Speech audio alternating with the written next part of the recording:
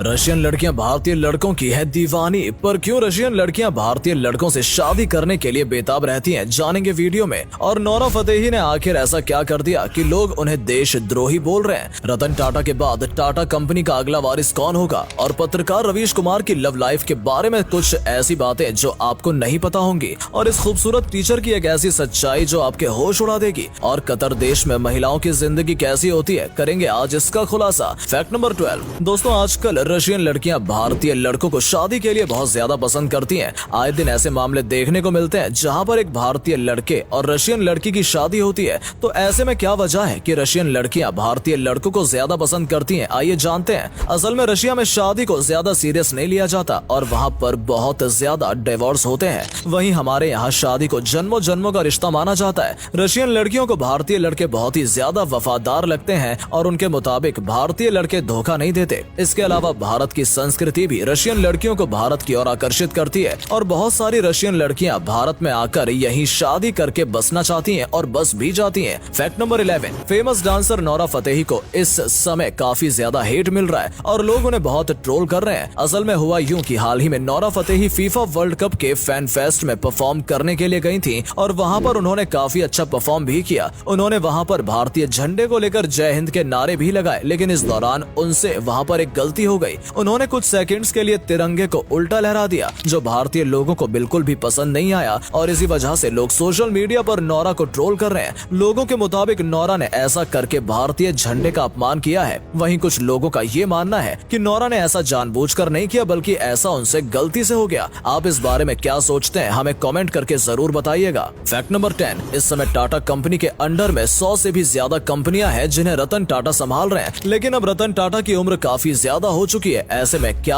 आपको पता है कि रतन टाटा के बाद टाटा की सभी कंपनियों को कौन संभालेगा? असल में रतन टाटा इस बात को अच्छी तरह से जानते हैं और इसलिए उन्होंने 2012 में साइरस मिस्त्री को टाटा कंपनी संभालने की जिम्मेदारी दी थी, लेकिन साइरस मिस्त्री अपनी जिम्मेदारी अच्छी तरह से संभाल नहीं पाए, जिसके बाद 2016 में रतन टाटा ने उन्हें हटाकर फिर से कमान संभाली। लेकिन 2017 में रतन टाटा को नटराजन चंद्रशेखरन के रूप में एक जिम्मेदार इंसान मिला और रतन टाटा ने उन्हें यह जिम्मेदारी सौंप दी। इस समय नटराजन चंद्रशेखरन ही टाटा सन्स के चेयरमैन हैं। अब ऐसे कयास लगाए जा रहे हैं कि नटराजन चंद्रशेखरन ही टाटा के बाद इस कंपनी को संभालेंगे। हालांकि ये पक्का नहीं है और हो सकता है कि आने वाले समय में इसमें कुछ ट्विस्ट भी आए। Fact number 9। सोशल मीडिया पर यह 45 साल की महिला बहुत ज्यादा वायरल हो रही है। इसका नाम है जोलीन दियाज, जो कि दिखने में बहुत ही ज्यादा जवान लगती है। उनकी उम्र 45 साल है, पर यह देखने में किसी 20-25 साल की लड़की की तरह लगती है। हाल ही में इनकी बेटी के साथ इनका एक फोटो काफी ज्यादा वायरल हुआ है, जिसे देखकर ये पता लगाना मुश्किल है कि इसमें बेटी कौन है और माँ कौन है।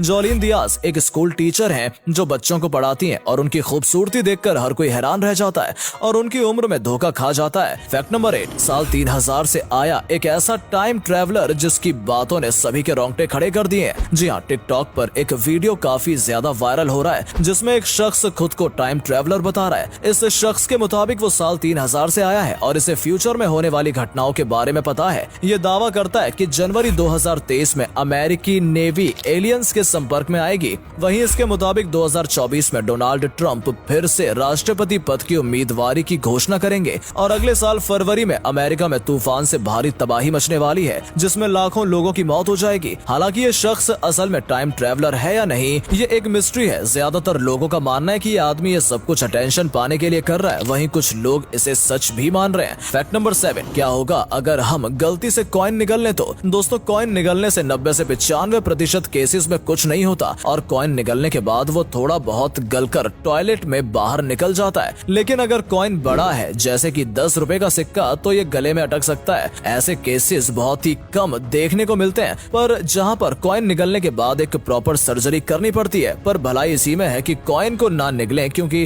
कभी कभी ऐसे रेयर केसेस भी देखे गए हैं कि कॉइन गले में फंसने की वजह से लोग काफी क्रिटिकल कंडीशन में पहुंच जाते हैं। Fact number 6। फेमस पत्रकार रवीश कुमार एनडीटीवी से इस्तीफा देने के बाद इस समय काफी चर्चा में है। रवीश कुमार हमेशा ही अपनी प्रोफेशनल लाइफ को लेकर सुर्खियां बटोरते रहते हैं, लेकिन आप में से बहुत ही कम लोग उनकी पर्सनल लाइफ के बारे में जानते होंगे। आइए आपको बताते हैं रवीश कुमार की लव लाइफ के बारे में। दोस्तों, रवीश कुमार की शादी नैना दास गुप्ता से हुई है, जो कि दिल्ली यूनिवर्सिटी के लेडी श्रीराम कॉलेज में हिस्ट्री की प्रोफेसर हैं। नैना और रवीश की मुलाकात कॉलेज में हुई थी, जिसके बाद बाद धीरे धीरे इन दोनों में प्यार हो गया और 7 सालों तक डेट करने के बाद रवीश कुमार ने परिवार वालों से अलग होकर नैना से शादी की थी। इस समय रवीश कुमार की 2 बेटियां हैं और वो अपनी पत्नी के साथ ही रहते हैं। फैक्ट नंबर 5, अभी स्क्रीन पर आप जो जीन्स देख रहे हो ये हाल ही में एक नीलामी के दौरान लाखों रुपए में बिकी है। अब आप सोचकर हैरान तो हो ही गए होंगे कि इस फटी पुरानी जीन्स को लाखों रुपए में किसने खरीद लिया। दरअसल साल 1880 में इस जीन्स को एक खदान से निकाला गया था, जो कि इतनी पुरानी होने के बावजूद भी आज पहनने लायक है। मतलब ये जीन्स बहुत ही ज्यादा खास है और इसी वजह से हाल ही में एक नीलामी में 2 लोगों ने मिलकर इस जीन्स को 62 लाख रुपए में खरीदा। इन लोगों के मुताबिक वो इस जीन्स को आगे इससे भी ज्यादा कीमत में बेचेंगे। फैक्ट नंबर 4, आज अमेरिका बहुत ही ज्यादा विकसित और एडवांस दिखता है, लेकिन आज से 100 साल पहले अमेरिका की तस्वीर कुछ अलग ही थी।